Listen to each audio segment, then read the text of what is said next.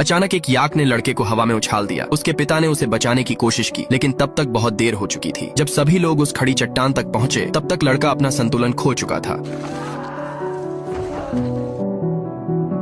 उसके पिता दुख से टूट चुके थे। वो उसे लेने चट्टान से नीचे जाने लगे, लेकिन बाकी कबीले के लोगों ने उन्हें ऊपर खींच लिया। उन्हें लगा कि लड़का अब इस दुनिया में नहीं रहा, इसलिए फिर उन्होंने उस जगह को लड़के की कब्र बना दी और फिर निराश होकर वहां से चले गए। सर्दियां आने वाली थी और उन्हें अपने कबीले लौटना था। तभी एक गिद्ध लड़के के शरीर के पास आया और उसे खाने की कोशिश करने लगा, जिससे लड़का घबराकर जाग गया और उसे एहसास हुआ कि वो एक गहरी खाई के किनारे लटका हुआ है। उसने चिल्लाकर पिता को आवाज दी, लेकिन कोई जवाब नहीं आया। खुद को बचाने के लिए वो घाटी में नीचे उतरने लगा, लेकिन उसका पैर फिसल गया और वो वहीं फंस गया। थोड़ी ही देर में तेज बारिश शुरू हो गई और नीचे पानी जमा होकर एक नदी बन गई। तभी लड़के ने हिम्मत करके अपना हाथ छोड़ दिया और पानी में कूद गया। थोड़ी देर बाद उसकी दर्द से नींद खुली और पता चला कि उसका पैर मुड़ गया है। उसने अपने पैर को पत्थरों के बीच में फंसाया और हिम्मत करके अपनी हड्डी को सीधा कर दिया। फिर पैर में एक लकड़ी बांधी और मुश्किलों से चट्टान की चोटी की तरफ आगे बढ़ने लगा। लेकिन जब वो वहाँ पहुंचा तो देखा उसका कबीला पहले ही वहाँ से जा चुका था। अब वहाँ सिर्फ पत्थरों से बनी उसकी कब्र बची थी। ये देखकर कि उसे छोड़ दिया गया है, उसने गुस्से में उस पत्थर के ढेर को लात मारी।